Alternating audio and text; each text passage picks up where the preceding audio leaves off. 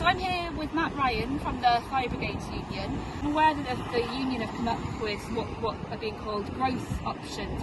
Could you give us an idea what that would look like? Yes, so the three options, they come at a cost to the taxpayer, so regardless there's going to be an increase in the levy next year for every household in Wales.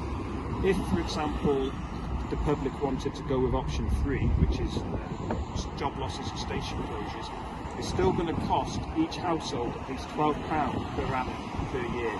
However, the Fire Brigades Union has come up with what we're terming an option for growth, and in comparison to option 3, which is station closures at £12 per year, we come up with a formula which keeps all of our stations open, there's no job losses, and it actually creates at least 23 new jobs in areas like Dolgellau, Corwenwell, Porthmadog, and opens 3 new fire stations, and that costs just £24.